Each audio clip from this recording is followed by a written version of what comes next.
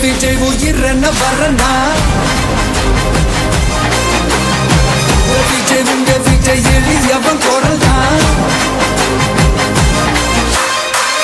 விஜய் உங்க விஜய் தனியால் இல்ல கடல்னா விஜய் உங்க விஜய் எளியவன் குரல் தான் விஜய் உங்க விஜய் தனியால் இல்ல கடல்னா மக்கள் தானே மன்னர்களை உனக்கு காட்ட வரனா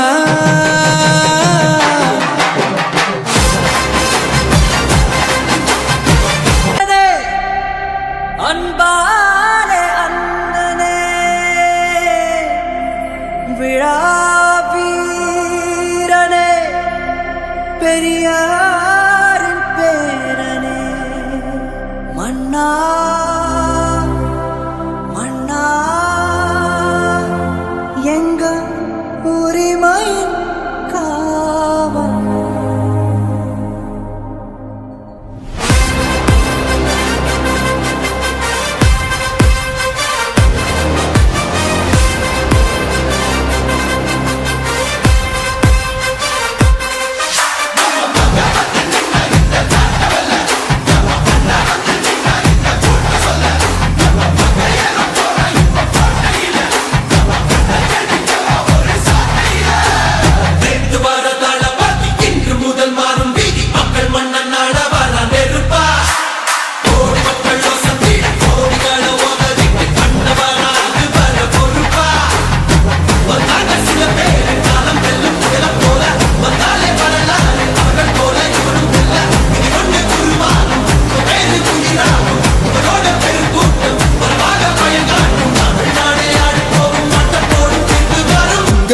உங்க விஜய் உயிரென்ன வரனா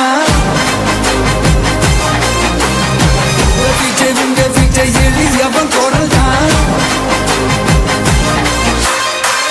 விஜய் உங்க விஜய் தனியால் இல்ல கடல்னா விஜய் உங்க விஜய் எளியவன் குரல் தான் விஜய் உங்க விஜய் தனியால் இல்ல கடல்னா மக்கள் தானே மன்னர்களை உனக்கு காட்ட வரனா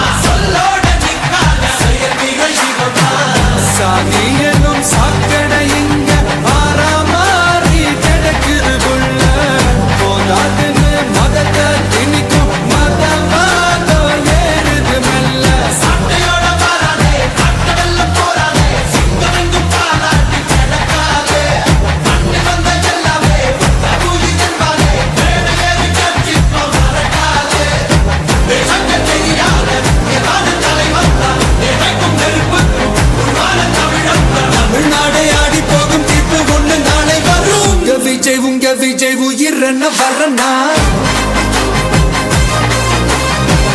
விஜய் உங்க விஜய் எளியவன் குரல் தான் விஜய் உங்க விஜய் தனியால் இல்ல கடல்னா விஜய் உங்க விஜய் எளியவன் குரல் தான் விஜய் உங்க விஜய் தனியால் இல்ல கடல்னா மக்கள் தானே மன்னர்களை உனக்கு காட்ட வரனா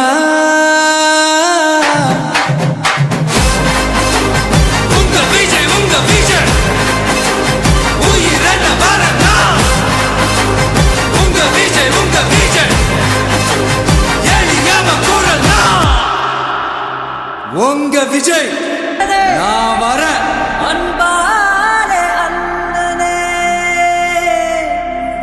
விழாவீரனே பெரியாரின் மன்னா மன்னா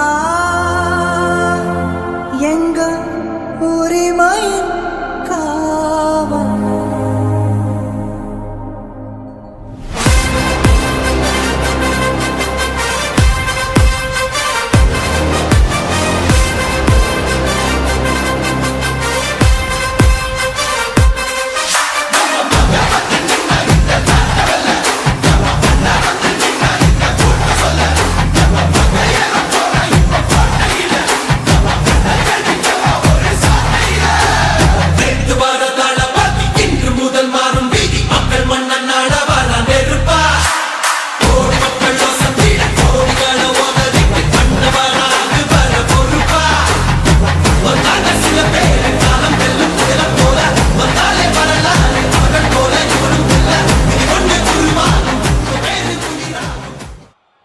அலைகடல் என திரண்டு இருக்கக்கூடிய ஈரோடு மண்ணின் மைந்தர்களை சந்திப்பதற்காக தர்மத்தாயின் தவ புதல்வன் தமிழக வெற்றி கழகத்தினுடைய தலைவர் வெற்றி தலைவர் அவர்களின் ஈரோடு சந்திப்பு மக்கள் சந்திப்பா மாநாடா என நினைக்கும் அளவிற்கு அலைகடல் என கூடியிருக்கிறது கூட்டம். உங்களை எல்லாம் வரவேற்பதற்காக ஈரோடு கிழக்கு மாவட்ட கழக செயலாளர் திரு எம் விஜய் வெங்கட், ஈரோடு மேற்கு மாவட்ட கழக செயலாளர் திரு ஏ பிரதீப் குமார், ஈரோடு மாநகர மாவட்ட கழக செயலாளர் அன்பு சகோதரர் எம் விஜய் பாலாஜி அவர்கள் வருகிறார்கள், வரவேற்பு தருகிறார்கள்.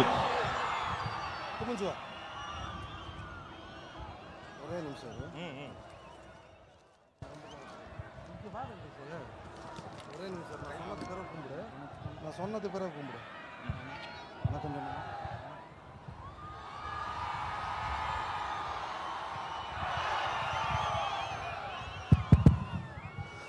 பிறப்புக்கும் எல்லா உயிருக்கும்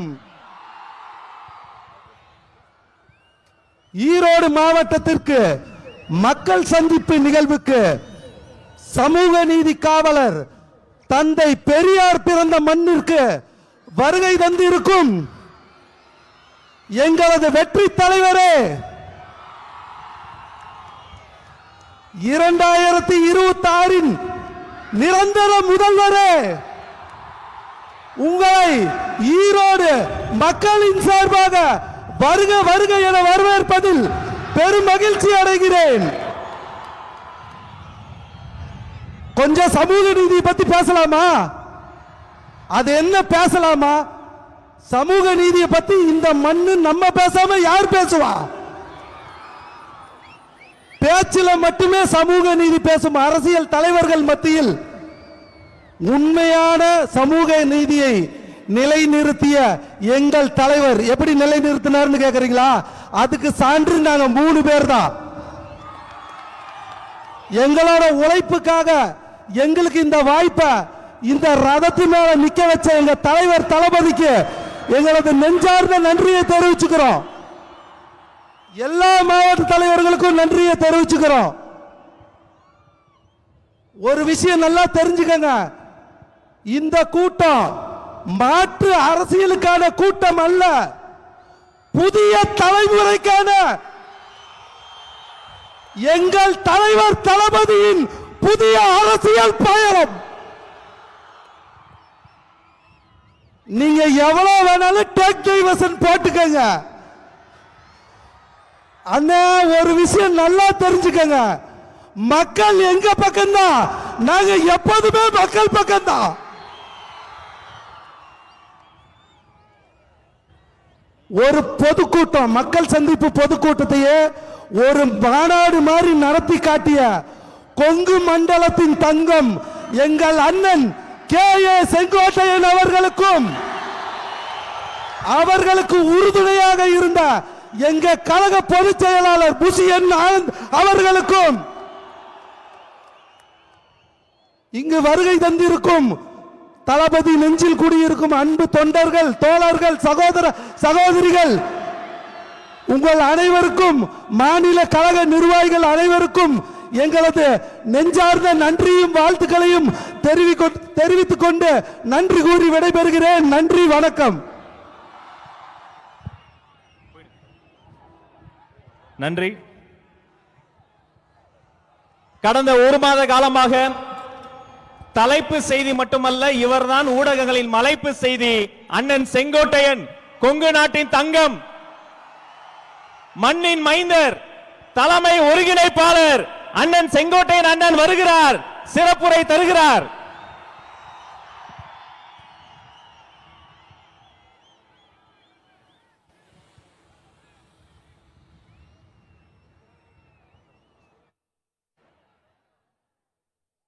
ஆர்ப்பரிக்கும் கைத்தட்டல் நடுவே இதோ அண்ணன் செங்கோட்டையன், தமிழக வெற்றி கழகத்தின் தலைமை ஒருங்கிணைப்பாளர் உங்கள் முன்னால் வருகிறார்.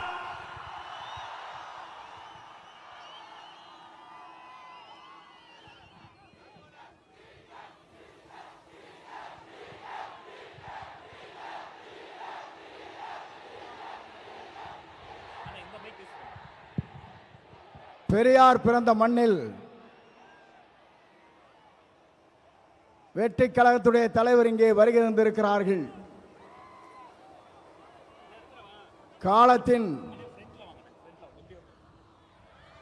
காலத்தின் கடலில் கூடியிருக்கிற கூட்டத்தை பார்க்கிற போது நாளை தமிழகத்தினுடைய முதலமைச்சர் என்ற வரலாற்று படைக்கிற கூட்டமாக இந்த கூட்டம் இங்கே இருக்கிறது. எல்லோரும் சொன்னார்கள், எப்படி ஆட்சிக்கு வர வேண்டும் என்று பல பேர் கனவு காணுகிறார்கள். ஆனால் தமிழ்நாட்டு மக்களை பொறுத்தவரையிலும் நாளை தமிழ்நாட்டை ஆளப்போவது புரட்சி தளபதி தான். இதை யாராலும் மாற்றி காட்ட முடியாது என்ற வரலாறு தான் பெரியார் மண்ணிலே இன்றைக்கு காணுகிற காட்சியை நாங்கள் காணுகிறோம். சமுதாயம் என்பது தந்தை பெரியார் அவர்கள் குறிப்பிட்டதை போல ஏழை மக்களுடைய கண்ணீரை தீர்ப்பதற்கு ஒரு நல்ல தலைமை வேண்டும் என்று பல நாட்களாக மக்களுடைய கனவு இன்றைக்கு நிறைவேற்றப்பட்டிருக்கிறது. மிக விரைவிலேயே தான் அந்த கனவு என்பது எல்லோரும் கூடுவார்கள், கூட்டம் கூடும், கலைந்து போகும். ஆனால் நம்முடைய கூட்டத்தை பொறுத்தவரையிலும் எதிர்கால தமிழகத்தை உருவாக்க இருக்கிற வெற்றி கழகத்துடைய தலைவர் அவருடைய வரலாற்றை படைப்பதற்கு இங்கே பெருந்திரளாக இங்கே வருகின்றிருக்கிறீர்கள். அதோடு மட்டுமல்ல, சிலவே நினைக்கிறார்கள் தலைவரை பொறுத்தவரையிலும் மனிதனை மிக்கவர், நல்லவர், வல்லவர், உங்களுக்காகவே வாழ்ந்து கொண்டிருப்போர் என்பதை மறந்துவிடக் கூடாது. ஏனென்று சொன்னால் ஒரு ஆண்டுக்கு 500 கோடி ரூபாய் வருவாய் அது தேவையில்லை என்று விட்டு மக்களுக்கு பணியாற்றுவதற்கு ஒரு தலைவர் வந்திருக்கிறார் என்று சொன்னால் உலக வரலாற்றில் புரட்சி தலைவரை பார்த்தேன், இன்றைக்கு புரட்சி தளபதி இன்றைக்கு காணுகிறேன். ஆகவேதான் மக்கள் இங்கே திரண்டிருக்கிறார்கள். என்னை பொறுத்தவரையிலும் இது தீர்ப்பளிக்கிற கூட்டம். தீர்ப்பளிக்கிற கூட்டம் மட்டுமல்ல, நீங்கள் திரண்டு வந்தால் நாடே தாங்காது என்கிற முறையிலே தான் இங்கே அர்ப்பணித்து நின்று கொண்டிருக்கிறீர்கள். உங்களை பொறுத்தவரையிலும் எதிர்காலம் பிரகாசம் உள்ள எதிர்காலமாக மாறப்போகிறது. எல்லோரும் சொன்னார்கள், எவ்வளவு வெற்றி வரப் போகிறான் என்று சொன்னார்கள். 234 அவர் ஆரை விரல் காட்டுகிறாரோ அவர் தான் தமிழ்நாட்டில் சட்டமன்ற உறுப்பினர் என்ற வரலாற்றை படைக்கின்ற அளவிற்கு நீங்கள் வாருங்கள், வெற்றியை தேடி தாருங்கள் என்று அழைத்து விடைபெறுகிறேன். நன்றி, வணக்கம்.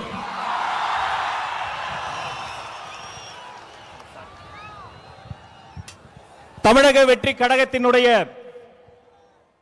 இணை பொதுச் செயலாளர் அண்ணன் சிடிஆர் நிர்மல்குமார் இதோ உங்கள் முன்னால் வருகிறார்.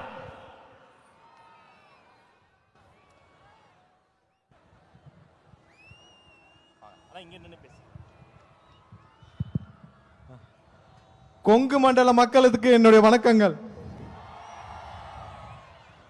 அதாவது 200-300 ஆண்டுகளாக விவசாயமாக இருக்கட்டும், தொழில்களாக இருக்கட்டும், அனைத்திலும் செழிப்பாக இருந்த இந்தியாவிற்கு எடுத்துக்காட்டாக இருக்கும் கொங்கு பகுதி மக்களுக்கு இந்தியா முழுவதும் தலைவணங்க வேண்டும். நீங்க எல்லாம் ஒரு விஷயத்தை மறந்திருக்க மாட்டீங்க.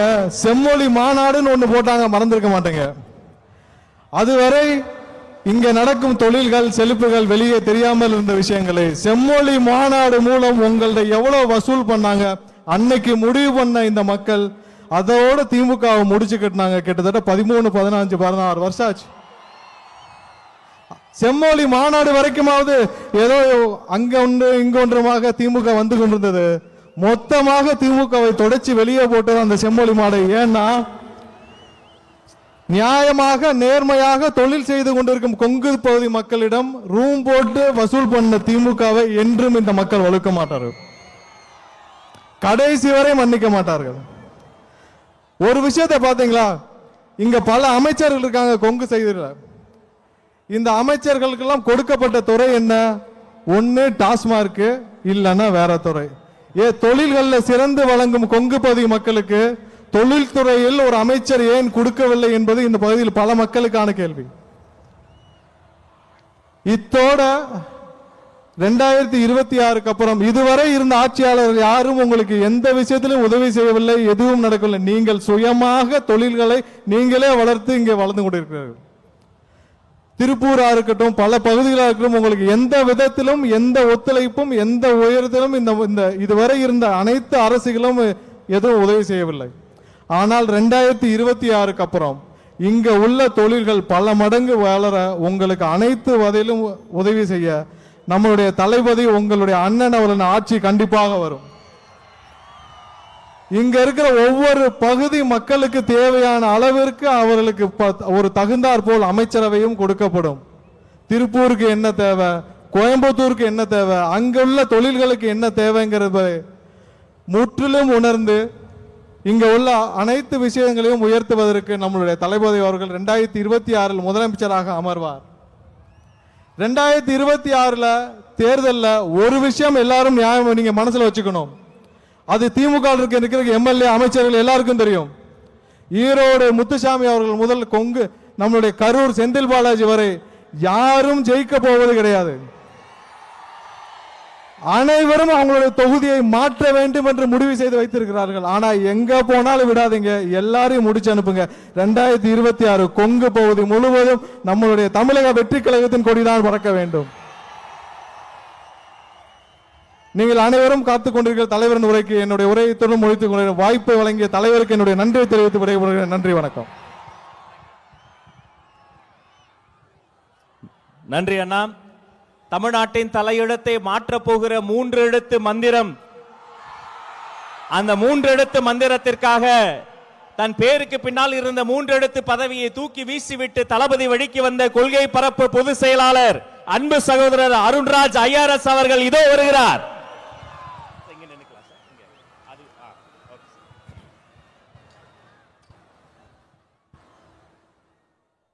பவானி யாரும் காவிரி யாரும் ஓடுற இந்த கொங்கு மண்டலத்தின் ஈரோடு மாவட்டத்திற்கு வருகை தந்திருக்கும் நம் வெற்றி தலைவர் ஜனநாயகன் அண்ணன் விஜய் அவர்களே, கழகத்தின் பொதுச் செயலாளர் அண்ணன் ஆனந்த் அவர்களே, கொங்கு நாட்டின் சிங்கம் இல்ல கொங்கு நாட்டின் இளம் சிங்கம் அண்ணன் செங்கோட்டையன் அவர்களே. நான் ஏன் இளம் சிங்கம் சொல்றேன்னா, அண்ணன் எப்ப டிவிகேல சேர்ந்தாரோ அப்பவே அவருக்கு 20 வயசு கம்மியாயிருச்சு. அப்ப என்ன ஸ்பீடு கூட நடக்கவே முடியல. மற்றும் மாநில மாவட்ட நிர்வாகிகளே, காவல்துறை நண்பர்களே, ஊடக நண்பர்களே, தளபதி நெஞ்சில் குடியிருக்கும் நண்பா நண்பிகளே, உங்கள் அனைவருக்கும் வணக்கம். கொஞ்சம் யோசிச்சு பார்த்தீங்கன்னா, நம்ம தலைவரும் காவிரி ஆறு மாதிரிதாங்க. ஆத்துக்கு ஏழை பணக்கார வித்தியாசம் தெரியாம எல்லா வயலுக்கும் பாயும். அதே மாதிரிதான் நம்ம தலைவரும் ஏழை பணக்கார வித்தியாசம் பார்க்காம, சாதி மதம் இனம் வித்தியாசம் பார்க்காம அனைவருக்கும் நல்லது மட்டுமே செய்யணுங்கிற ஒரே தலைவர் நம் தலைவர் அவர்கள். நம் தலைவர் அவர்கள் அனைவருக்கும், அனைத்து சாதியினருக்கும், அனைத்து மதத்தினருக்கும் பொதுவானவர். அதனாலதான் நான் கேட்கிறேன், உங்களை பார்த்து கேட்கிறேன், அடுத்த முதலமைச்சராக யார் வர வேண்டும்?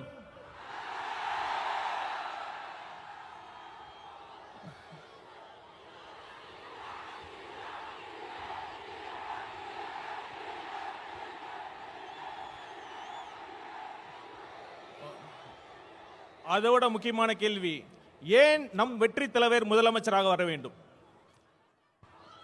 நம்ம தலைவர் எதுக்கு அரசியலுக்கு வந்தாரு? பணத்துக்காகவா? பதவிக்காகவா? இல்ல புகழுக்காகவா? இதையெல்லாம் போதும் போதுன்னு திகற்ற அளவுக்கு அவர் பாதாச்சு. அவரோட நெருங்கி பழகியவன் என்ற முறையில் சொல்றேன், அவர் வரதுக்கான ஒரே நோக்கம் தனக்கு பணம், பேர், புகழ் எல்லாம் கொடுத்த இந்த தமிழ்நாட்டுக்கும் தமிழக மக்களுக்கும் ஏதாவது நல்லது செய்யணுங்கிற ஒரே நோக்கத்துக்காக தான். அந்த நம்பிக்கை என்கிட்ட ஆழமா இருந்ததுனாலதான் அண்ணன் சொன்ன மாதிரி என்ன ஐஆர்எஸ் பதவியை, நான் கஷ்டப்பட்டு படிச்ச ஐஆர்எஸ் பதவியை தூக்கி எறிஞ்சிட்டு அண்ணன் பக்கத்துல நிக்கிறேன். அந்த நம்பிக்கை உங்ககிட்ட இருக்குல்ல? உங்ககிட்ட மட்டும் இல்ல, ஒட்டுமொத்த தமிழ்நாட்டு மக்களுக்கும் அந்த நம்பிக்கை இருக்கு. தளபதி வரார், நல்லது செய்ய போறார் என்ற நம்பிக்கை இருக்கு. அடுத்து இன்னொரு விஷயம், நம்மளை பார்த்து ரசிகர் கூட்டம்னு சொல்றாங்க. ஒரு நிமிஷம், அதுக்கு நான் சொல்றேன். இப்ப நம்ம கூட அண்ணன் இருக்கார்ல, கே செங்கோட்டையன் அண்ணன் அவர்கள், ஒரு காலத்துல அவர் தீவிர எம்ஜிஆர் ரசிகர். இன்னைக்கு ஒட்டுமொத்த தமிழ்நாடு மதிக்கின்ற ஒரு மிகப்பெரிய ஆளுமையாக இருக்கிறார் இல்லையா? இருக்கிறார் இல்லையா? அதே மாதிரி இந்த ரசிகர் கூட்டத்தில் இருந்து இன்னும் எத்தனை செங்கோட்டையன் வரப்போகிறார் என்பதை பாருங்கள். ஆனா ஒண்ணுங்க, ரசிகர் கூட்டமா கூட இருந்துடலாம், ஆனா அந்த திமுக மாதிரி கொள்ளையடிக்கிற கூட்டமா, சுயநல கூட்டமா மட்டும் இருக்கவே கூடாது. சரி, ஒரு சீரியஸான விஷயத்தை பத்தி நான் பேசுறேன். பகுத்தறிவு பகலவன் தந்தை பெரியார் பிறந்த மண்ணில், இந்த ஈரோடு மண்ணில் அது பேசுறது ரொம்ப பொருத்தமா இருக்கும். 1916ஆம் ஆண்டு நீதி கட்சி தொடங்குறப்ப அது முக்கியமான நோக்கம் என்ன தெரியுமா? 3% மட்டுமே இருந்த ஒரு குறிப்பிட்ட சாதியினர் முக்கால்வாசி அரசு பணியிடங்களை ஆக்கிரமிச்சிருந்தாங்க. நீதி கட்சியின் கொள்கையை ஃபாலோ பண்றேன்னு சொல்ற இன்றைய திமுக என்ன பண்ணிட்டு இருக்காங்க? 3% இல்ல, ஒரு குறிப்பிட்ட குடும்பத்திற்காக மட்டுமே, அந்த குறிப்பிட்ட குடும்பத்திற்காக மட்டுமே ஆட்சி செஞ்சிட்டு இருக்காங்க. அந்த குறிப்பிட்ட குடும்பத்தில் பிறந்துட்டா ஆட்சி, பணம், அதிகாரம் எல்லாமே. அப்படி இல்லைன்னா கடைசி வரைக்கும் திமுகவோட தொண்டனா உழைச்சி உழைச்சி கடைசி பதவி கிடைக்காம கடைசியில சாக வேண்டியதுதான். இதுதான் இன்றைய உண்மையான திமுகவோட நிலைமை. திமுகவிற்கு, குறிப்பா அந்த குடும்பத்திற்கு சமூக நீதியை பத்தி பேசுறது எந்த தகுதியுமே கிடையாது. அப்புறம் இன்னொரு விஷயம், சிஎம் அவர்கள் நிறைய வாட்டி சொல்லியிருக்காரு, தப்பு பண்ணா நான் சர்வாதிகாரியா மாறிடுவேன்னு சொல்றாரு. எனக்கு ரொம்ப ஆச்சரியமா இருக்கு. நம்ம சிஎம் அவர்களுக்கு ஜனநாயகம்னா என்ன, சர்வாதிகாரி ஆட்சினா என்னன்னே தெரியல. ஒரு தவறு நடந்தா தப்பு பண்ணவங்களை கண்டுபிடிச்சு தீர விசாரிச்சு அவங்களுக்கு தண்டனை வாங்கி கொடுக்கறதுல ஜனநாயக முறையில தான், அதுக்கான சரியான வழிமுறை தான் ஜனநாயகமே தான். ஆனா சர்வாதிகார ஆட்சியில தான் ஆட்சியாளர்களை கேள்வி கேட்டா அவங்களை அரெஸ்ட் பண்ணி உள்ள வைக்கிறதும், உண்மையான குற்றவாளிகள் வெளியே சுத்துறதும் சர்வாதிகார ஆட்சியில் தான் நடக்குதும். சிஎம் சார், நீங்க சர்வாதிகாரிகளா மாறலாம் தேவையில்லை, நீங்க சர்வாதிகாரியா தான் இருக்கீங்க. தயவு செய்து முடிஞ்சா ஜனநாயகவாதியாக ஆக முயற்சி பண்ணுங்க. ஆட்சி நல்லா நடத்துறாங்களா இல்லையோ, இந்த விளம்பரத்துக்கு மட்டும் குறைச்சலே இல்லைங்க. இப்ப சமீபத்தில் வெல்லும் தமிழ் பெண்கள்னு ஒரு விழா நடத்தினாங்க. அதுல ஒரு மூத்த பெண் போலீஸ் அதிகாரி வந்தாங்க. அவங்க யாருன்னு சிஎம் சாருக்கு தெரிஞ்சிருக்க வாய்ப்பு இல்லை, நான் சொல்றேன். Seema Agarwal IPS madam. அவங்க யார் தெரியுமா? இப்ப தமிழ்நாட்டுக்கு டிஜிபி அப்பாயின்ட் பண்றதுக்கு யூபிஎஸ்சி பரிந்துரைச்சாங்க 3 பேர். அதுல முதல் இடத்துல இருந்தாங்க. சிஎம் அவர்களே, நீங்க உண்மையாலுமே தமிழ்நாட்டு பெண்களை மதிக்கிறதா இருந்தா, அவங்களுக்கு உண்மையாலுமே தமிழக பெண்கள் மீது உங்களுக்கு அக்கறையா இருந்தா, அந்த யூபிஎஸ்சி பரிந்துரைச்சு அந்த அதிகாரியை நீங்க அப்பாயின்ட் பண்ணிருக்கணும். அதை தவறிட்டீங்க. கண்டிப்பா நான் சொல்றேன், தமிழ்நாட்டு பெண்கள் உங்களை நம்பவே மாட்டாங்க.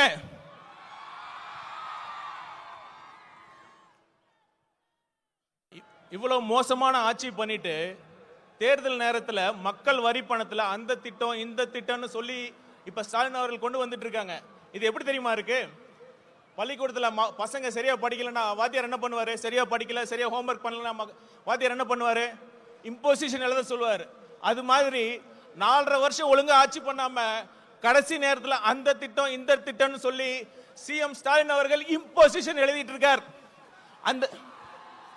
அந்த இம்போசிஷனை எழுத வச்ச வாத்தியார் யார் தெரியல? நம்ம தலைவர். கொஞ்சம் பொறுமையா இருங்க. ஒரு நல்ல ஆட்சி எப்படி நடத்தணும்னு நம்ம தலைவர் அவர்கள் உங்களுக்கு எல்லாத்தையும் கிளாஸ் எடுக்க போறாரு. அப்போவாச்சும் பார்த்து கத்துக்கங்க. கடைசியா ஒண்ணு சொல்லிட்டு வந்து இவ்வளவு பேசிட்டோம்.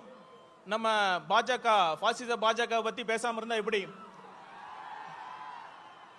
இப்ப ஏதோ ஒரு பிரச்சனை பண்ணிட்டே இருக்காங்க. இப்ப சமீபத்துல மகாத்மா காந்தி தேசிய ஊரக வேலைவாய்ப்பு திட்டத்தோட பேரை மாத்தி விபிஜி ராம் அப்படின்னு கொண்டு வராங்க. இத மாநிலத்தோட நிதி பகிர்வை குறைச்சிருக்காங்க. அதெல்லாம் கூட அடுத்த விஷயம். நான் கேட்கிறேன், இப்ப இந்தியாவில் அனைத்து மொழிகள் பேசுற மக்கள் இருக்காங்க. எப்படி ஒரு ஹிந்தி பேரை வைக்கிறீங்க? இதுக்கு முன்னாடி தான் ஐபிசி சிஆர்பிசி போன்ற சட்டங்களுக்கு சமஸ்கிருத பேரை வைக்கிறீங்க. தெளிவா ஒண்ணு புரிஞ்சுக்குங்க, இது ஒரு கூட்டு குடும்பம். அனைத்து மொழிகளுக்கும் முக்கியத்துவம் கொடுக்க வேண்டும். ஆங்கிலம் என்பது ஒரு இணைப்பு மொழி. அதை நீங்கள் புறக்கணிக்க கூடாது, புறக்கணிக்கவும் விட மாட்டோம். இறுதியா ஒண்ணு மக்களை கேட்டுக்கிறேன். மக்கள் முடிவு பண்ணிட்டாங்க. மக்களை வச்சு கோடிக்கணக்கில் சம்பாதிக்கிற தலைவரா இல்ல மக்களுக்காக கோடிகளை விட்டு போன தலைவரா? யார் வேண்டும்? ஒரு குடும்பத்திற்காக ஆட்சி நடத்தும் தலைவரா இல்ல ஒட்டுமொத்த தமிழ்நாட்டு மக்களையும் தன் குடும்பமாக நினைக்கும் தலைவரா? ஆட்சி பண்றப்ப போட்டோ ஷூட் நடத்தி நடிக்கும் முதல்வரா இல்ல மக்களுக்காக சேவை செய்ய துடிக்கும் முதல்வரா என்பதை நீங்களே முடிவு பண்ணிக்கங்க. வீசும் புயலை வேலி போல யாராலையும் முடியாது. அது மாதிரி நம் தலைவர் ஜெயிப்பதை யாராலும் தடுக்க முடியாது. நன்றி, வணக்கம்.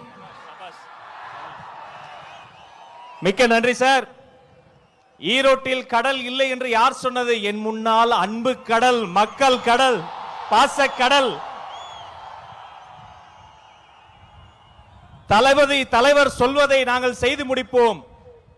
அவர் சொல்லுக்கிணங்க நம் கடகத்தை இரும்பு கோட்டையாக மாற்றியிருக்கிற இரும்பு மனிதர், தேர்தல் மேலாண்மை பொதுச் செயலாளர், அன்பு சகோதரர் ஆதவ் அர்ஜுனா இதோ வருகிறார்.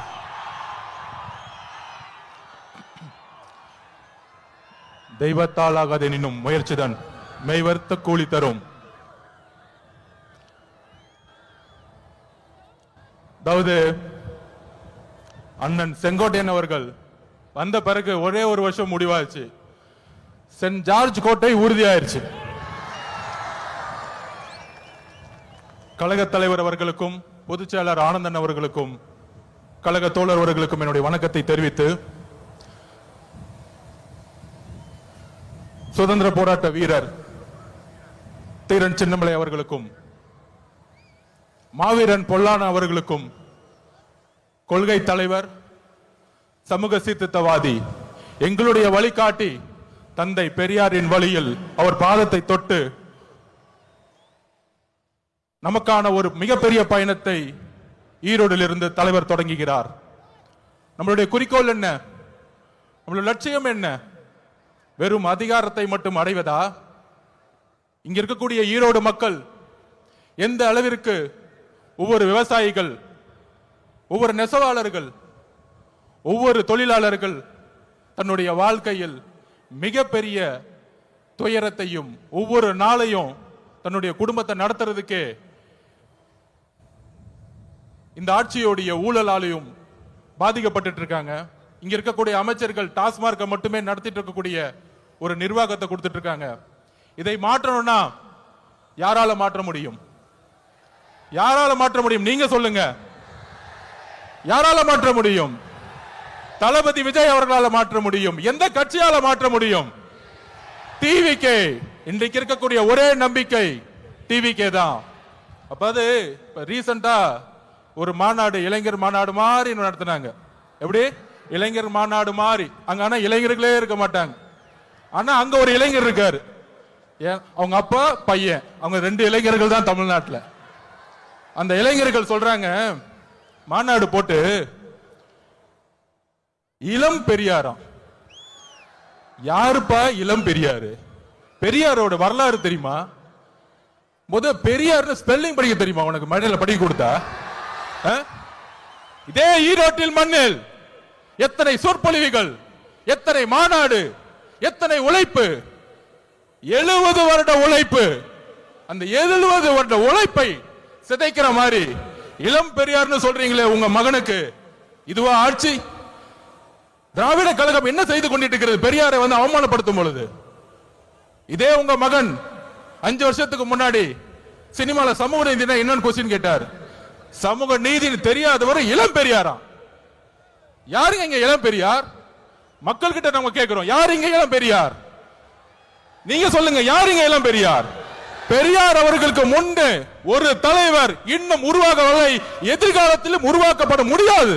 இதுதான் தமிழக வெற்றி கழகத்தினுடைய மரியாதை பெரியார் அவர்களுக்கு. இங்க ஒரே பெரியார், இங்க ஒரே அம்பேத்கர், இங்க ஒரே காமராஜர், ஒரே தீரன் சின்னமலை, ஒரே பொல்லாதவர்கள். இந்த தலைவர்களை நீங்கள் அசிங்கப்படுத்தினால் தமிழக வெற்றி கழகம் மிகப்பெரிய போராட்டத்தை உருவாக்கும். 2026 எழுதி வச்சுக்கோங்க, 2026 31 36 போயிட்டே இருப்போம். தெளிவா இருக்கு, மக்கள் முடிவு பண்ணிட்டாங்க. உங்களுடைய சூதுனால மிகப்பெரிய இழப்புக்கு அப்புறம் தலைவர் அவர்களை மக்கள்கிட்ட இருந்து பிரிக்க பார்த்தீங்க. ஆனால் இங்க இருக்கிற கூட்டம், இங்க இருக்கக்கூடிய மக்கள் சக்தி, இங்க இருக்கக்கூடிய பெண்கள் சக்தி எந்த அளவிற்கு தலைவர் மீது நம்பிக்கையும் அன்பையும் வச்சிருக்காங்க. இந்த கூட்டம் இல்ல, இந்த மக்கள் கூட்டத்துடைய எழுச்சி இந்த ஆட்சியாளர்களை துரத்தக்கூடிய ஒரு எலெக்ஷனா இருக்குங்கிறத பதிவு பண்ணிது. தலைவர் அவர்களுடைய பேச்ச நீங்க மட்டுமல்ல, ஒட்டுமொத்த தமிழகம் கேட்கறது ரெடியா இருக்கு. கேட்கலாமா? நன்றி, வணக்கம்.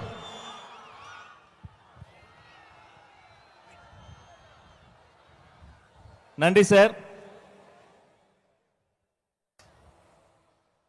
இந்த கூட்டம் வந்திருப்பது தலைவனின் சிங்க முகத்தை பார்க்கத்தான், அந்த தங்க முகத்தை பார்க்கத்தான்.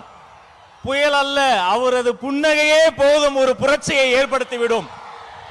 தலைவர் சொல்வதை செய்பவர்கள் மத்தியில் தலைவர் நினைப்பதையே செய்து முடிக்கக்கூடிய தமிழக வெற்றி கழகத்தினுடைய போர்ப்படை தளபதி, போற்றுதலுக்குரிய பொதுச் செயலாளர் அண்ணன் என் ஆனந்த் இதோ வருகிறார்.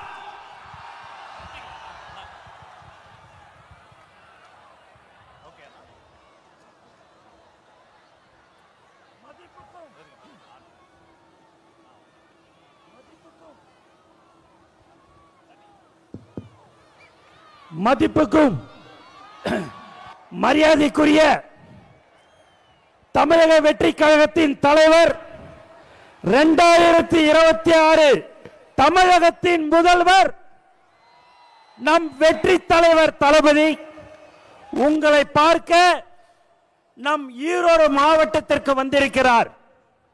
இந்த மண்ணின் மைந்தர் அண்ணன் KS மற்றும் தலைவரை காண கூடியிருக்கும் கழகத்தின் மாநில மாவட்ட நிர்வாகிகள், ஒன்றியம், கிளை கழகம், வார்டு பகுதி மற்றும் சார்பணிகள், தளபதி நெஞ்சில் குடியிருக்கும் ஈரோடு மக்களே, உங்கள் அனைவருக்கும் வணக்கம்.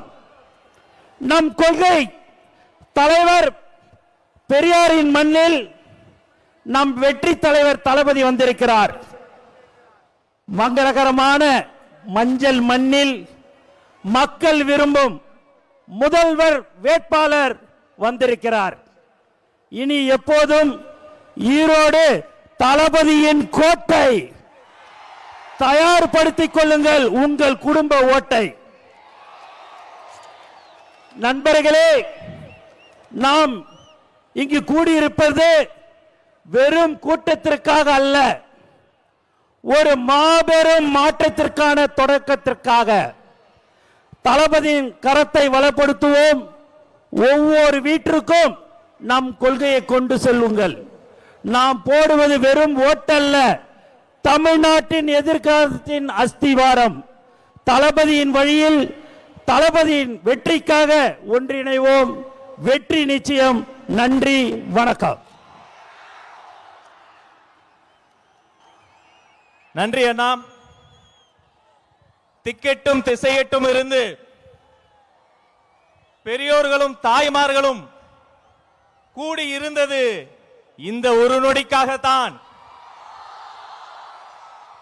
நேரில் வந்திருக்கிற சொந்த பந்தங்களே, நேரகில் பார்த்து கொண்டிருக்கக்கூடிய உலக தமிழர்களே, தமிழக வெற்றி கழகத்தினுடைய வெற்றி தலைவர், வருங்கால முதல்வர்,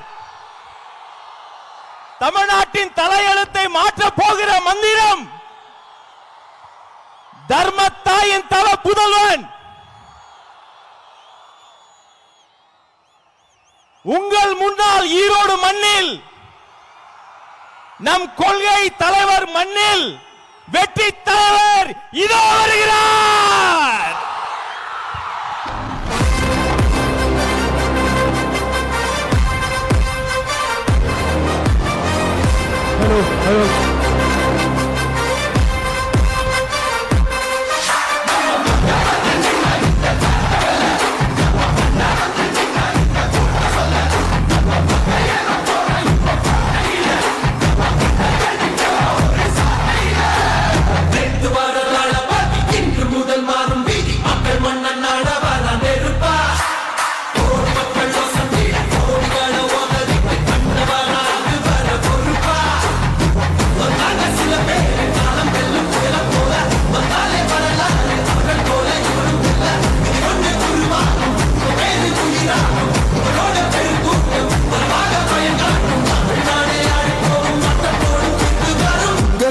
உங்க விஜய் உயிர் என்ன வரனா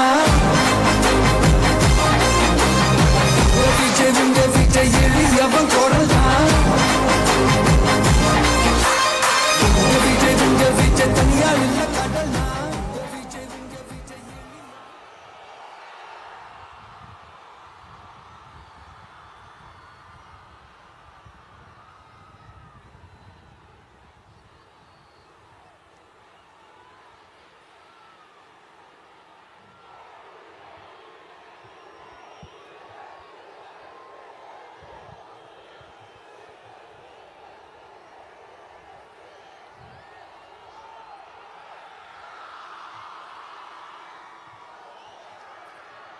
மஞ்சள் மஞ்சள் பொதுவா நல்ல காரியங்கள் ஸ்டார்ட் பண்றதுக்கு முன்னாடி இந்த மஞ்சள் எடுத்து வச்சு தான் ஸ்டார்ட் பண்ணுவாங்க. நம்ம வீட்டில் கூட நம்ம அம்மா அக்கா தங்கைகள் நமக்காக நாம நல்லா இருக்கணும்ன்றதுக்காக மஞ்சள் புடவை கட்டிக்கிட்டு தான் வேண்டிக்குவாங்க. அப்படி அந்த மஞ்சள்னாலே ஒரு தனி வைப்பு தாங்க. நம்ம கொடியில கூட அந்த வைப்ரண்டான அந்த எனர்ஜெட்டிக்கான அந்த மஞ்சள் இருக்குமே, அந்த மாதிரி மங்களகரமான மஞ்சள் விளையிற பூமி தான் இந்த ஈரோடு பூமி. இங்க வந்து மஞ்சளை பத்தி பேசாம வேற எங்க போய் பேசுறது? அது மட்டும் இல்ல, இங்க ஒரு மகத்தான ஒரு மனிதரை பத்தி நம்ம பேசியே ஆகணும். இந்த ஈரோடு மண் விவசாயத்துக்கும் பேர் போன மண். இங்க நடக்கிற அந்த விவசாயத்துக்கு மிக முக்கியமான ஒரு கவசமா இருக்கிறது என்ன தெரியுமா? காலிங்கராயன் அணை, காலிங்கராயன் கால்வாய். காலிங்கராயன் அணை கட்டினதுலையும் கால்வாய் வெட்டினதுலையும் உயிரான உணர்வு பூர்வமான நிறைய விஷயங்கள் இருக்குது. அப்படி அந்த ப்ராசஸ்ல அவர் அந்த அணை கட்டும் போதும் கால்வாய் வெட்டும் போதும் ரொம்ப சோர்வடைஞ்சிட்டாராம். அப்ப அவங்க அம்மா அதை பார்த்துட்டு சொன்னாங்களாம், மகனே காளிங்கா, தயிர் வித்த காசு தாழ்வாரம் வரைக்கும் இருக்குது, மோர் வித்த காசு முகுட வரைக்கும் இருக்குது, அதை எடுத்துக்கிட்டு போய் அணைய கட்டியா கால்வாய வெட்டியான்னு சொல்லி தைரியம் கொடுத்தாங்களாம்.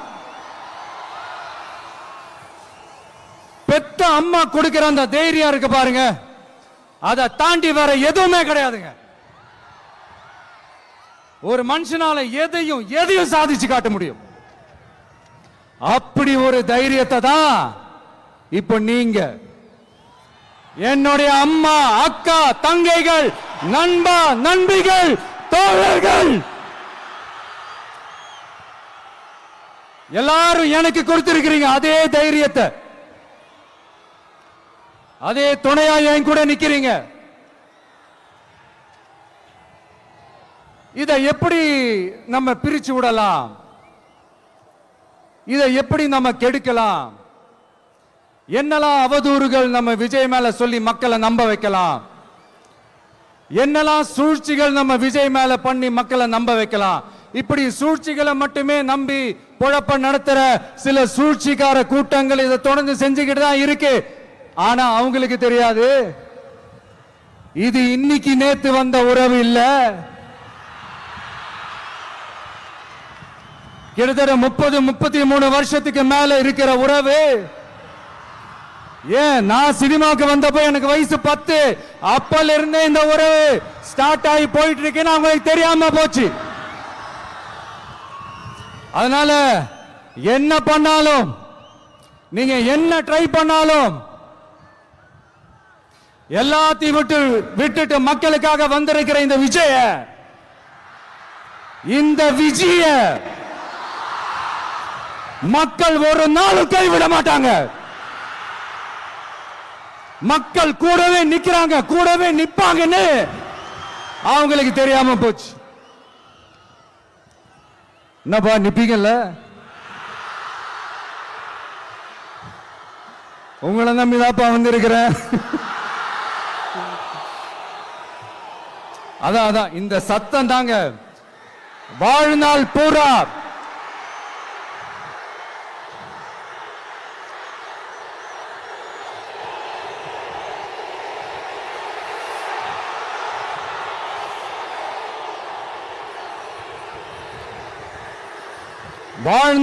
உங்களுக்கு நன்றியோடவே இருப்பேன். இப்போ நம்ம காளிங்கராயன் அவர்கள் அணையை கட்டுறதுக்காக பவானிக்கு போய் பார்க்கும்போது ஒரு இடத்துல ஒரு பாம்பு வந்து உட்கார்ந்துச்சான், படுத்துச்சான். அது படுத்த இடத்துல தான் அவர் அணையை கட்ட ஸ்டார்ட் பண்ணாராம். அப்புறம் அந்த பாம்பு வளைஞ்சி நெளிஞ்சி போற இடத்துல எல்லாம் கால்வாயை வெட்டினார்னு சொல்லி சில வாய்மொழி கதைகள்லாம் சொன்னாங்க. தண்ணியை சேமிச்சு வச்சு குடிக்கிறதுக்கும் விவசாயத்துக்கும். தம்பி கீழே இறங்கு, தம்பி கீழே இறங்குப்பா, பிளீஸ் கீழே இறங்குப்பா.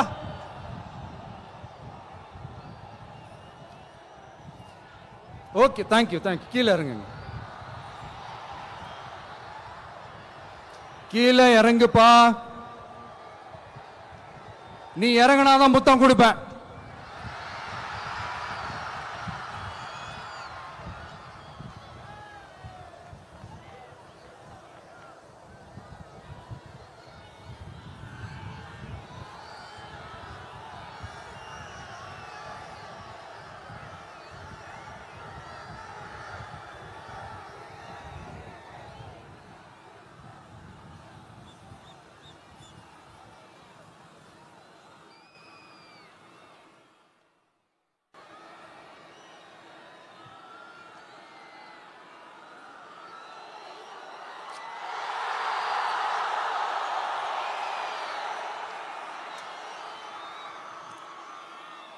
இப்படி தண்ணியை சேமிச்சு வச்சு குடிக்கிறதுக்கும் விவசாயத்துக்கும் வழி வகுக்கிறது எவ்வளவு பெரிய ஒரு நல்ல விஷயம்.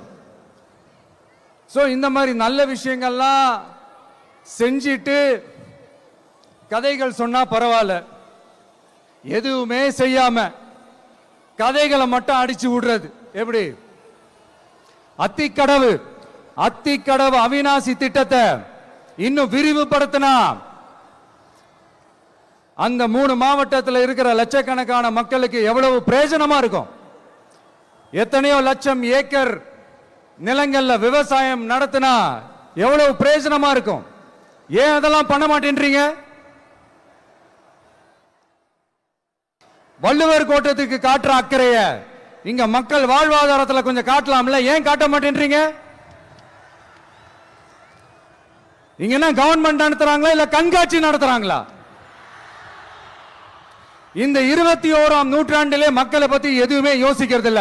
ஆனா அந்த காலத்திலேயே இது எல்லாத்தையும் பத்தி யோசிச்ச, மக்களை பத்தி, குடிக்கிற தண்ணியை பத்தி, விவசாயத்தை பத்தி, அணை கட்டுறதை பத்தி, கால்வாய் வெட்டுறதை பத்தி, இதெல்லாம் எங்கிருந்து? பவானியிலிருந்து நொய்யலாறு வரைக்கும் கால்வாய் வெட்டி இது எல்லாத்தையும் பத்தி யோசிச்ச காளிங்கராயன் அவர்களுக்கு கோடி கும்பிடு போட்டாலும் பார்த்தாதுங்க. இப்படி அந்த காலத்துல இருந்த ஒரு ஹீரோவை பத்தி பேசிட்டு இந்த காலத்துல அதாவது 1920th செஞ்சுரியில இருந்த ஒரு ஹீரோவையும் பத்தி நம்ம பேசி ஆகணும்ல. ஒருத்தர் இலகிய மனம் கொண்ட ஹீரோனா இன்னொருத்தர் இரும்பு மாதிரி அயன் மேன் தான். எஸ், நம்ம ஈரோடு கடப்பாறை தான்.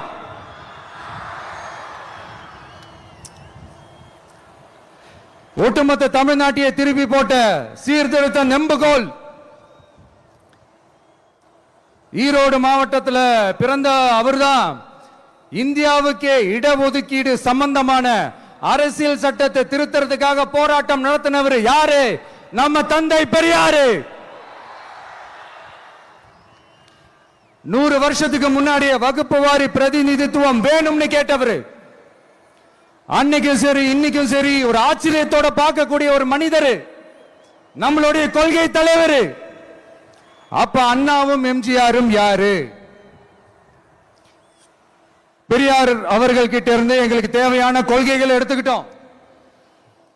அவரை ஃபாலோ பண்ற, அவரை வழிகாட்டி ஏத்துக்கிட்ட அண்ணா அவர்கள் கிட்ட இருந்தோம், எம்ஜிஆர் அவர்கள் கிட்ட இருந்தோம் தேர்தல் அணுகுமுறையை எடுத்துக்கிட்டோம். அண்ணாவும் எம்ஜிஆரும் தமிழ்நாட்டோட சொத்து. அவங்கள பயன்படுத்துறத பத்தி யாரும் இங்க கம்ப்ளைண்ட்லாம் பண்ண முடியாது. அண்ணா எங்களோடது, எம்ஜிஆர் என்னோடது, எங்களோடது, நீங்களா எடுத்துக்க கூடாது அப்படிலாம் யாரும் இங்க அழுதுட்டு இருக்க முடியாது, சொல்லிவிட்டேன்.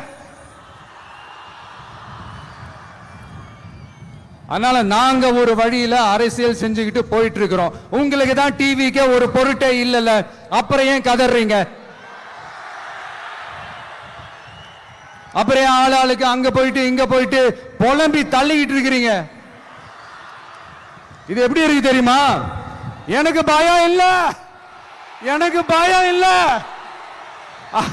அப்படின்னு சத்தமா சவுண்ட் விட்டுக்கிட்டே சத்தமா பாட்டு பாடிக்கிட்டே இந்த நடுங்கிக்கிட்டே சின்ன பசங்க நடந்து போவாங்க, அந்த மாதிரி இருக்கு. முதல்ல மண்டையில இருக்கிற கொண்டே மறைங்க சார்.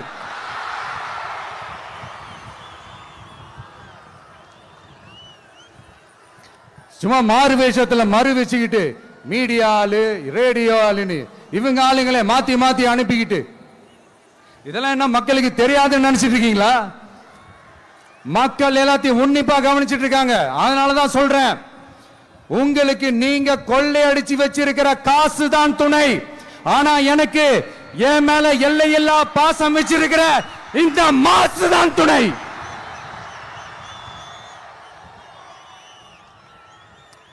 இப்படி நமக்கு துணையா இருக்கிற ஈரோடு மக்களுக்காக நான் இப்போ குரல் கொடுக்கலாம் வந்திருக்கிறேன். சரி, இப்ப விஷயத்துக்கு வருவோம். பெரியார் அவர்கள் கிட்ட இருந்த அந்த செல்வாக்கையும் அந்த பதவிகளையும் அந்த பவரையும் வச்சுக்கிட்டு அவர் என்ன சொன்னார் தெரியுமா? இவ்வளவு செல்வாக்கு, இவ்வளவு பதவிகள், இவ்வளவு பவர் இருந்தோம் நான் ஒரு 5 பைசா காசு சம்பாதிச்சிருப்பேனா? எனக்கோ இல்ல என் குடும்பத்துக்கோ பட்டங்கள் வேணும், பதவி வேணும்னு ஏதாவது கேட்டிருப்பேனா? இல்ல ஏதாவது லாபம் பார்த்திருப்பேனா? இல்ல எதுக்காவது ஆசைப்பட்டிருப்பேனா? ஆனா அவர் பேரை சொல்லிக்கிட்டு அவருடைய கொள்கையை ஃபாலோ பண்றதா சொல்லிக்கிட்டு இப்ப ஆட்சியில இருக்கிறவங்க என்னெல்லாம் செய்யறாங்கன்னு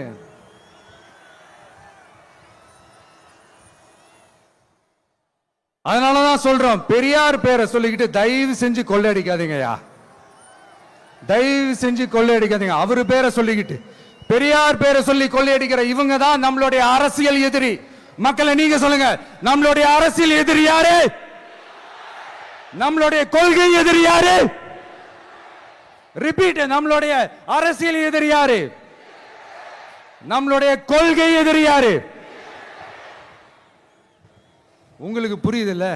எனக்கு அது போதும்யா, எனக்கு வேற எதுவுமே தேவையில்லை.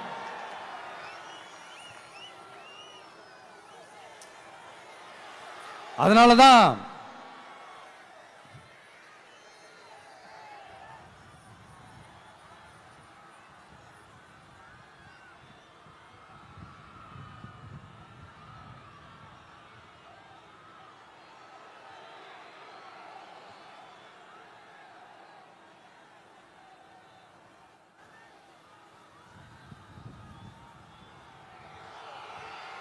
உங்களுக்கு நம்மளை பத்தி நம்ம அரசியலோட நீங்க எல்லாரும் என்னோட அரசியலோட கனெக்டடா இருக்கீங்கன்றது ரொம்ப தெளிவா தெரியுது. அதனால எனக்கு அது போதும். அதனாலதான் எதிரிகள் யாருன்னு சொல்லிட்டு களத்துக்கு வந்திருக்கிறோம். அதனால அவங்கள மட்டும் தான் எதிர்ப்போம். அதுவும் அந்த எதிரிகள் யாரு இப்போ இங்க 2026 சட்டமன்ற தேர்தலில் களத்தில் இருக்கிறாங்களோ அவங்கள மட்டும் தான் எதிர்ப்போம். சும்மா களத்திலே இல்லாதவங்களையும், களத்துக்கும் அவங்களுக்கும் சம்பந்தமே இல்லாதவங்களையும் எதிர்க்கிற ஐடியாலாம் இல்ல பாஸ். நீங்க கேட்கிறீங்கன்றதுக்காக எதிர்த்துட்டு இருக்க முடியாது பாஸ். எங்களுக்கு நிறைய வேலை இருக்குது.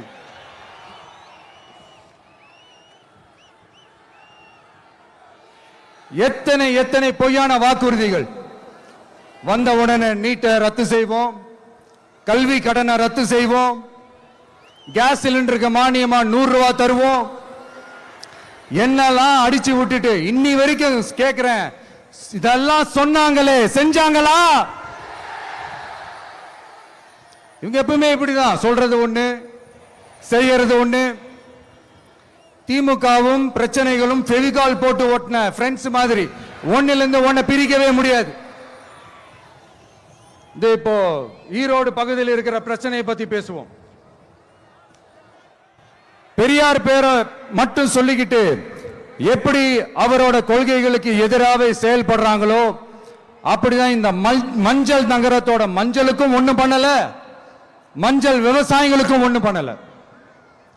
ஆராய்ச்சி மையம், சிறப்பு மையம்னு கோடியா டெண்டர் விட்டாங்க, பேருக்கு கட்டிடத்தை கட்டினாங்க. ஆனா உலகமே போட்டி போட்டு வாங்குற மஞ்சளை மதிப்பு கூட்டி விற்பனை செய்ய, அதாவது அதோட வேல்யூ இன்க்ரீஸ் பண்ணி நம்ம விவசாயிகளுக்கும் இந்த மாவட்ட மக்களுக்கும் நன்மை செய்ய இதுவரைக்கும் என்ன செஞ்சிருக்காங்கன்னு யோசிச்சு பார்த்தா ஒரு பெரிய ஜீரோ தான். கரும்பு நெல்லுக்கு அரசாங்கம் விலை பிக்ஸ் பண்றாங்க, அதையும் ஒழுங்கா பண்றதில்ல. ஒவ்வொரு முறையும் பிரச்சனை. அங்க நெல் கொள்முதல் செய்யறதுல ஊழல். சரி, நாம கஷ்டப்பட்டு விளைய வச்சது வீணா போக கூடாதுன்னு நினைச்சு நம்ம விவசாயிகள் கேட்கிற லஞ்சத்தை கொடுத்தாலும் அதுக்கப்புறம் கூட அந்த கொள்முதல் ஒழுங்கா நடக்கிறது இல்லை. அதையும் தாண்டி ஏதோ ஒரு விலை விவசாயிகளுக்கு கிடைக்குது. அப்படிலாம் இல்லாம ஒழுங்கா நேர்மையா நம்ம மஞ்சளுக்கும் நியாயமான விலை பிக்ஸ் பண்ணி தரமான விதைகளை கொடுத்தா என்ன குறைஞ்சா போயிடுவாங்க? இதெல்லாம் யோசிக்கிறதுக்கு அவங்களுக்கு நேரமே இல்லை. 24x7 அவங்களோட யோசனை என்ன தெரியுமா? இந்த விஜயை எப்படி முடக்கலாம், தமிழக வெற்றி கழகத்தை எப்படியெல்லாம் முடக்கலாம், அப்படிதான் அவங்களுடைய சிந்தனையே 24x7. எத்தனையோ வருஷத்துக்கு முன்னாடி நம்ம காளிங்கராயர் நதிகளின் இணைப்புக்கு முன்னோடியா இருந்தார். பவானி ஆத்துல வர அதிகமான தண்ணீர் அணை கட்டி தேக்கி தண்ணீர் வறட்சியான பகுதிகளுக்கு அனுப்பினாரு. ஆனா இன்னைக்கு இவ்வளவு நவீன வசதிகள் இருந்தோம், இவ்வளவு சயின்ஸ் வளர்ச்சிகள் இருந்தோம், இவ்வளவு டெக்னாலஜி வளர்ச்சிகள் இருந்தோம், அவங்க வாக்குறுதியில் ஒண்ணு கொடுத்தாங்கல்ல, பவானி நொய்யலாறு அமராவதி 6 இணைப்பு திட்டத்துக்கு ஒரு துரும்ப கூட கிள்ளி போடல. வாக்குறுதி நம்பர் 103 சொன்னாங்களே செஞ்சாங்களா? சரி, இதாவது ஒரு பெரிய ப்ராஜெக்ட் வைங்க. ஆறுகளை சுத்தப்படுத்த பல ஆயிரம் கோடி நிதி ஒதுக்குவோம், தமிழ்நாட்டில் உள்ள ஆறுகளை சுத்தப்படுத்துவோம்னு சொன்னாங்களே செஞ்சாங்களா? ஆனா ஆத்து மணலை கொள்ளையடிக்கிறதுல மட்டும் வேலையை கரெக்டா செய்வாங்க. இதை நான் ஏன் திரும்ப திரும்ப சொல்றேன்னா, மக்களே நீங்க புரிஞ்சுக்கணும்.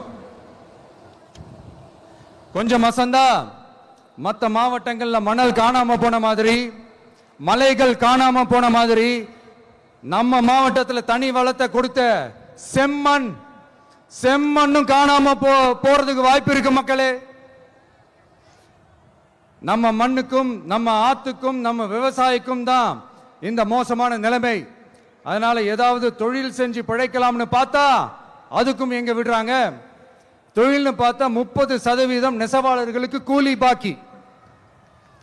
அரசாங்கம் நம்ம நெசவாளர்கள் கிட்ட இருந்து கொள்முதல் செய்த வேட்டி சேலைக்கான கூலியை கூட போராடித்தான் வாங்க வேண்டியதா இருக்குது. அது சலுகையோ உதவியோ நலத்திட்டமோ கிடைக்காது. நம்ம உழைப்புக்கான ஊதியம், நம்மளோட உரிமை, அதுக்கே போராட வேண்டிய நிலையில தான் இந்த அரசாங்கம் நம்மளை வச்சிருக்கு. நல்லா பார்த்துக்கங்க மக்களே, உரிமைக்கு குரல் கொடுத்தவங்க தான் இவங்க. சிறு குறு தொழில்கள் பீக் ஹவர்ஸ் சார்ஜ்னு கரண்ட்டுக்கு அநியாய விலை வச்சு அதையும் செய்ய விடாம நம்மளை முடக்கிடுறாங்க. அந்த பீக் ஹவர்ஸ் சார்ஜ் கொள்ளையால எத்தனை வருஷமா எவ்வளவு பேர் பாதிக்கப்படுறோம், எவ்வளவு தொழில்கள் பாதிக்கப்படுது. நாமளும் கத்துறோம், போராடுறோம், கோரிக்கை வைக்கிறோம். எதையாவது இவங்க கண்டுக்கிறாங்களா? கொஞ்சம் யோசிங்க.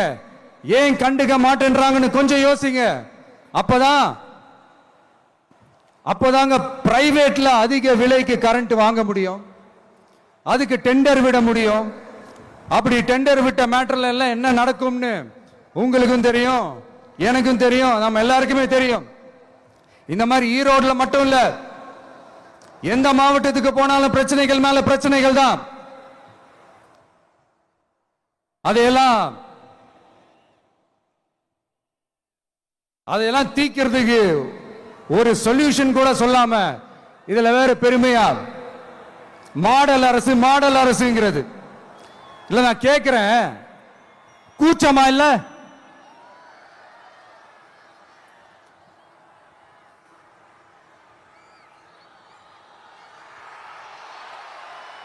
இதெல்லாம் கேட்டா அப்படியே நம்ம பக்கம் யூட்டர்ன் அடிச்சு வந்துருவாங்க.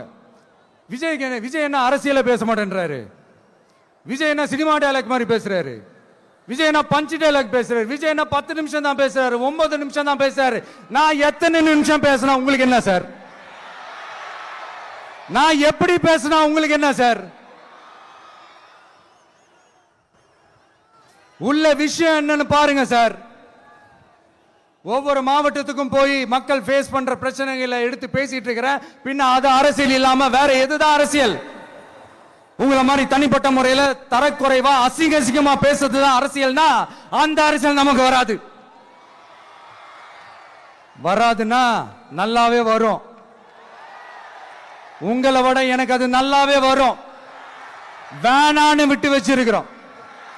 அப்புறம் உங்களுக்கு நமக்கு என்ன வித்தியாசம்? காஞ்சிபுரத்தில் நாம பேசும்போது இந்த மாதிரி உங்களால் அமைக்கப்பட போற ஆட்சியில நம்ம ஆட்சிக்கு வந்த உடனே என்னெல்லாம் செய்ய போறோம்ன்றது சிலது சொன்னோம். அதையெல்லாம் தப்பா புரிஞ்சுக்கிட்டு இப்போ சொல்றேன், விளக்கமா சொல்றேன், நான் சலுகைகளுக்கு எதிரானவன் கிடையாது.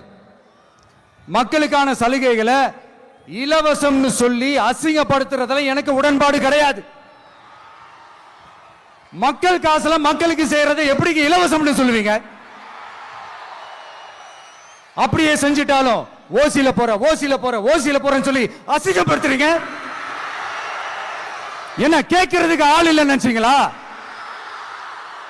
மக்களுக்கு ஒண்ணுன்னா இந்த விஜய் வந்து நிப்பா, இந்த விஜய் வந்து கேள்வி கேட்பா.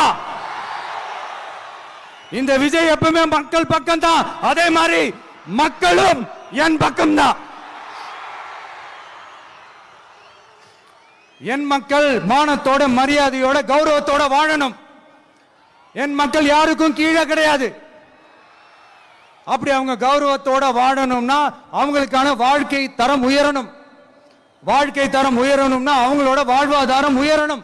வாழ்வாதாரம் உயர்ந்தாதான் பொருளாதாரம் உயரும். பொருளாதாரம் உயர்ந்தாதான் வசதி வாய்ப்புகள் உயரும். இதெல்லாம் உயர்ந்தாலே ஆட்டோமேட்டிக்கா அவங்களோட வாழ்க்கை தரம், அவங்களுக்கான மரியாதை, அவங்களுக்கான கௌரவம் எல்லாமே உயரும். இதுக்கான வழிகள், அந்த சூழல்களை அந்த கவர்மெண்ட் அமைச்சு கொடுக்கணும். இதுக்கான அந்த திட்டங்களை செயல்படுத்தணும். இதெல்லாம் செஞ்சாதான் இந்த அரசாங்கம் ஒரு நல்ல அரசாங்கம். இதைத்தான் சொன்னோம்.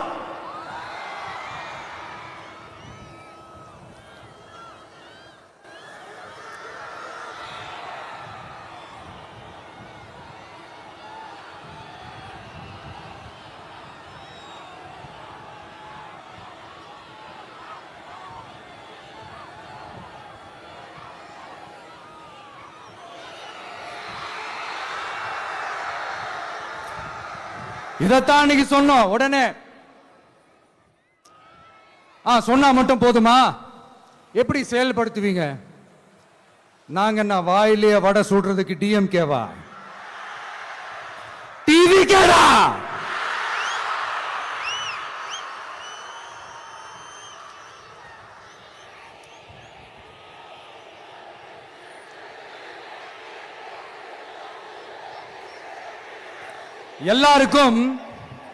எல்லாருக்கும் நிரந்தரமான ஒரு வீடு இருக்கணும்னு சொன்னோம். உடனே எங்க ஆட்சியிலே நாங்க எல்லாரும் வீடு கட்டி கொடுத்துட்டோமே அப்படிங்கிறது இல்ல. நான் கேட்கிறேன், இங்க உங்களை தான் கேட்கிறேன், இங்க வாடகைக்கு இருக்கிறவங்களே இங்க யாரும் இல்லையா? எல்லாருக்கும் சொந்தமா வீடு கட்டி கொடுத்துட்டாங்களா? அடுத்து வீட்டில் இருக்கிற ஒவ்வொருத்தரும் மினிமம் டிகிரி படிச்சிருக்கணும் அப்படின்னு சொன்னோம். உடனே எங்க ஆட்சியிலே எல்லாரும் டிகிரி படிச்சு முடிச்சிட்டாங்களே அப்படிங்கிற மாதிரி சொல்றது அது உண்மைனா? ஸ்கூல் லெவல்லையே டிராப் அவுட்ஸ் அதிகமானது யாரோட ஆட்சியிலங்க?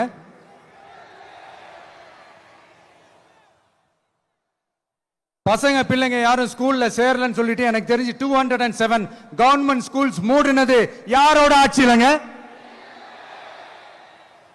இதுல கல்வியில் சிறந்த தமிழ்நாடுன்னு டிராமா வேற. அடுத்து குடும்பத்தில் ஒருத்தருக்கு நிரந்தரமான வருமானம் வரணும், வேலை வாய்ப்பு கிடைக்கணும் அப்படின்னா நாங்க கொடுக்காத வருமானமா, நாங்க கொடுக்காத வேலையா அப்படிங்கிறது. எத்தனையோ லட்சம் காலி பணியிடங்கள் நிரப்புவோம்னு வாக்குறுதி கொடுத்துட்டு ஆட்சிக்கு வந்தீங்களே, எத்தனை லட்சம் காலி பணியிடங்களை நிரப்புனீங்க? அட்லீஸ்ட் 1 லட்சம் காலி பணியிடங்களாவது நிரப்புனீங்களா? இதெல்லாம் சொல்லிட்டு மக்களை ஏமாத்துறது யாரோட ஆட்சியிலங்க? அடுத்து ரொம்ப முக்கியமா, பெண்களுக்கு பாதுகாப்பு இல்ல, சட்டம் ஒழுங்கு சரியா இல்லைன்னு சொன்னா தமிழ்நாட்டில் பெண்கள் பாதுகாப்பு தான் அதிகமா இருக்குதான். நீங்க சொல்லுங்க மக்களே, பெண்கள் பாதுகாப்பு இருக்கு? சட்டம் ஒழுங்கு சரியா இருக்கு? அவங்க சொல்றது உண்மையா? அவங்க சொல்றதை நீங்க ஏத்துக்கிறீங்களா? சத்தமா கேக்குதா சார்? இதுதான் ரியாலிட்டி, இதுதான் நிஜம். நம்மளுடைய ஆட்சியில சட்டம் ஒழுங்குல சமரசமே இருக்காது. அதனாலதான் இவ்வளவு ஸ்ட்ராங்கா சொல்றோம், தைரியமா இருங்க மக்களே. இந்த மாதிரி விஷயங்கள்லாம் நம்ம மக்கள் கிட்ட எடுத்து சொன்னா உடனே இந்த இது எடுத்துட்டு வந்துருவாங்க.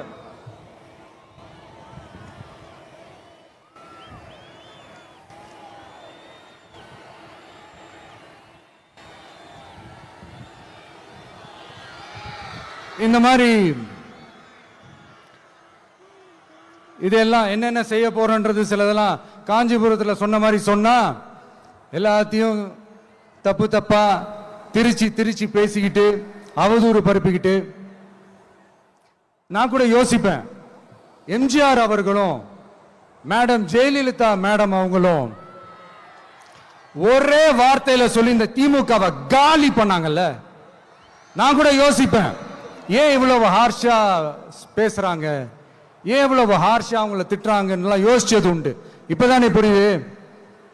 அவங்க 2 பேரும் சொன்னதை இப்ப நானும் ரிப்பீட் பண்றேன். திமுக ஒரு தீய சக்தி, திமுக ஒரு தீய சக்தி, திமுக ஒரு தீய சக்தி, திமுக ஒரு தீய சக்தி, தீய சக்தி, தீய சக்தி, தீய சக்தி. என் நெஞ்சில் குடியிருக்கும் ஈரோடு மக்களே,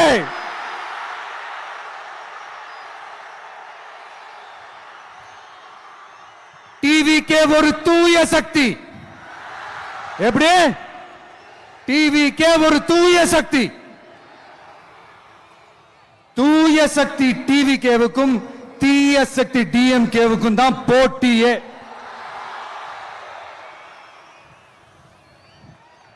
என்ன முடக்கலாம்னு நினைக்கிறீங்க, ஆனா இந்த சத்தத்தை ஒரு நாள் உங்களால முடக்க முடியாது. மக்கள் விரோத திமுக அரசை வீழ்த்த மக்கள் சக்தியான நம்மளால மட்டும்தான் முடியும். அண்ணன் செங்கோட்டையன் அண்ணன் அவர்கள் நம்ம கூட வந்து சேர்ந்தது நமக்கு ஒரு மிகப்பெரிய ஒரு பலம். அந்த மாதிரி செங்கோட்டையன் அண்ணன் அவர்கள் மாதிரி இன்னும் நிறைய பேர் வந்து சேர இருக்கிறாங்க. அவங்க எல்லாருக்குமே அந்த உரிய அங்கீகாரத்தை கொடுப்போம். அது மட்டும் இல்லை, அப்புறம் இன்னொரு விஷயம் சொல்ல மறந்துட்டேன். இப்போ ரீசண்டாக ஒரு இடத்துல நம்ம சிஎம் சார் அவர்கள் பேசும்போது சொன்னாங்க, என் கேரக்டரையே புரிஞ்சுக்க மாட்டேங்கிறேன். இது சினிமா டயலாக் இல்லையா? நான் ஏதாவது பேசினா சினிமா டயலாகா? சார் பேசினா அது சினிமா டயலாக் இல்லையா? சிலப்பதிகாரத்திலிருந்து எடுத்ததா அந்த லைன், என் கேரக்டரையே புரிஞ்சுக்க மாட்டேன்றது. உங்களை எப்படி தான் சார் புரிஞ்சுக்கிறது? எந்தெந்த விஷயத்துலலாம் சார் உங்க கேரக்டர் நாங்கள் புரிஞ்சுக்கிறது? அதையும் நீங்களே சொல்லிட்டீங்கன்னா கொஞ்சம் நல்லா இருக்கும் சார். சட்டம் ஒழுங்குல நாடே சந்தி சிரிக்குது அதுலையா? பெண்கள் பாதுகாப்புல நாடே சந்தி சிரிக்குது அதுலையா? பொய் வாக்குறுதிகளா கொடுத்து ஏமாத்தி ஆட்சிக்கு வந்தீங்களே அதுலையா? எதில் தான் சார் உங்க கேரக்டர் நாங்க புரிஞ்சுக்கிறது? ஆனா ஒண்ணு, தமிழ்நாட்டில் ஆட்சி செய்யற நீங்களும் சரி, ஒன்றியத்தில் ஆட்சி செய்யறவங்களும் சரி, நீங்க 2 பேரும் முதல்ல என்னோட கேரக்டரை புரிஞ்சுக்கணும் சார். என்னோட கேரக்டர்னு சொன்னது நம்ம மக்களோட கேரக்டரை. 2026 சட்டமன்ற தேர்தலோட அந்த கேரக்டரே கொஞ்சம் வேற மாதிரி சார். அதை கொஞ்சம் தயவு செஞ்சு நீங்க புரிஞ்சுக்கணும் சார். புரிஞ்சுக்கலன்னா மக்களே உங்களுக்கு புரிய வைப்பாங்க சார். கான்பிடண்டா இருங்க சார், நல்லதே நடக்கும் சார். வெற்றி நிச்சயம் சார். மீண்டும் சந்திக்கும் வரை நன்றி, வணக்கங்க சார். நண்பா,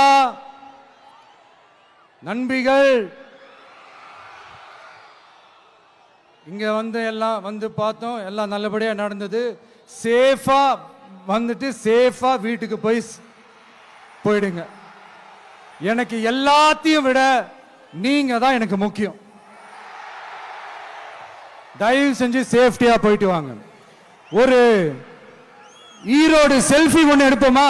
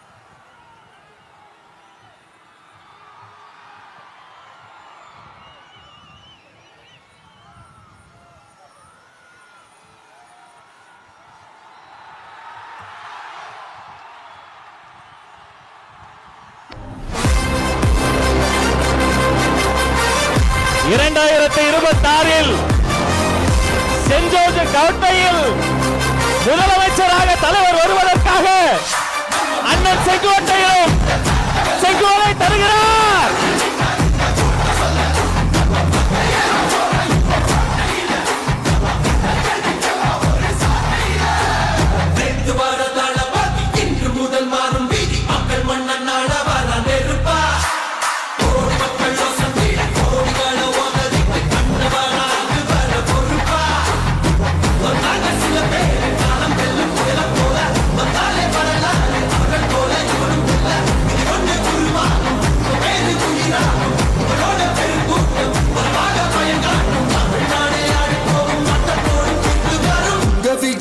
விஜய் உயிர் என்ன வரனா? விஜய் எளியவன் குரல்னா? விஜய் தனியார் இல்ல கடல்னா? விஜய் எளியவன் குரல்னா? விஜய் தனியார் இல்ல கடல்னா? மக்கள் தானே மன்னர்களை காட்ட வரனா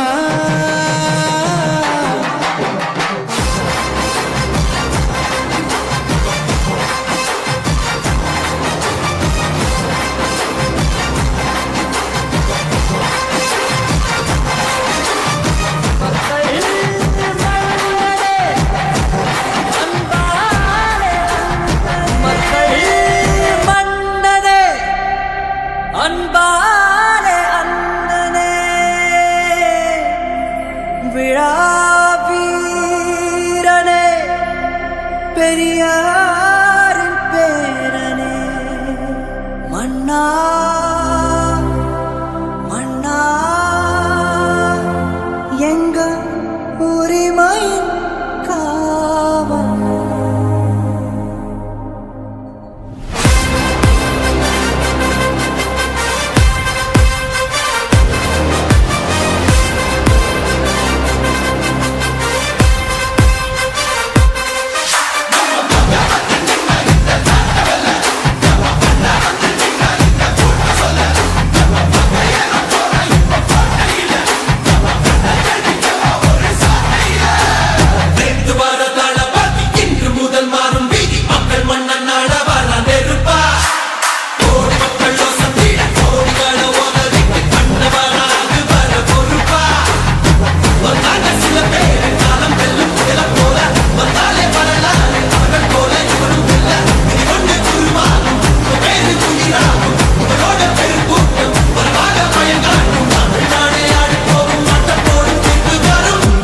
உங்க விஜய் உயிரென்ன வரனா உங்க விஜய் எளியவன் குரல் தான்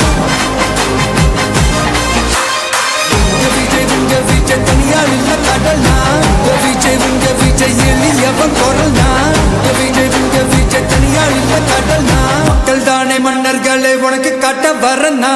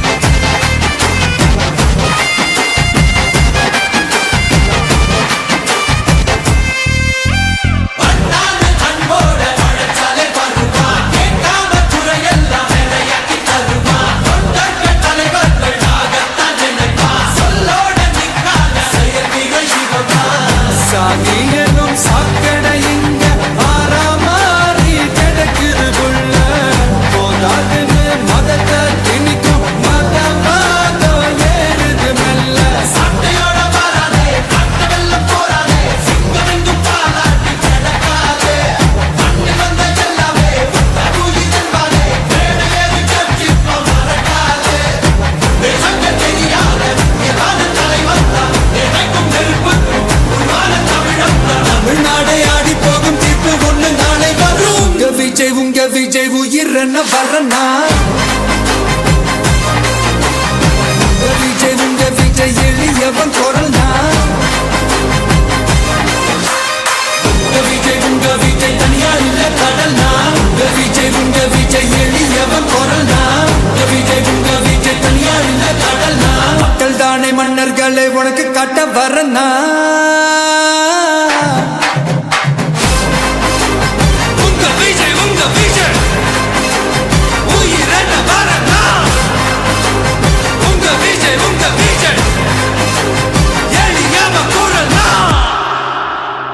உங்க விஜய் நான் வரேன்.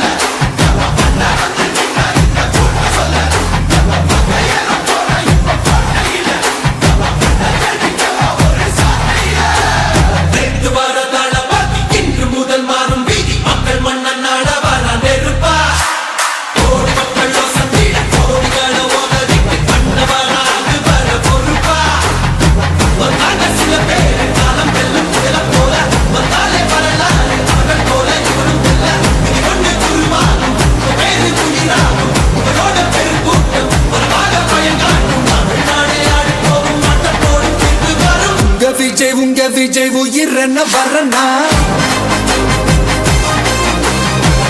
விஜய் உங்க விஜய் எளியவன் குரல் தான்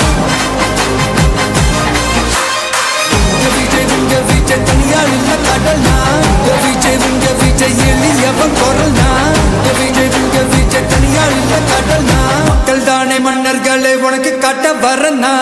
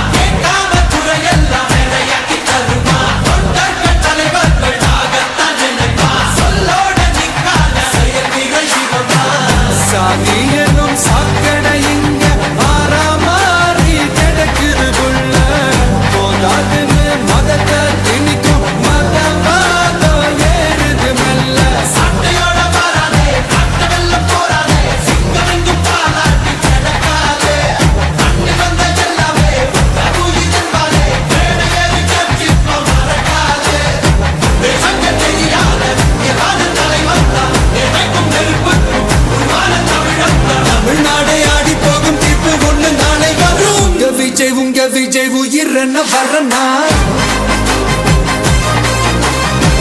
விஜய் உங்க விஜய் எளியவன் குரல் தான்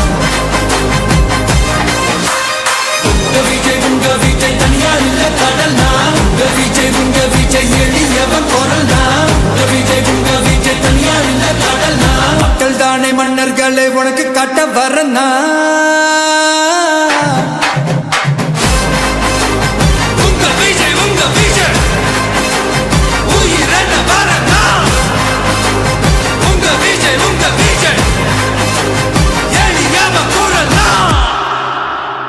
உங்க விஜய் நான் வரேன்.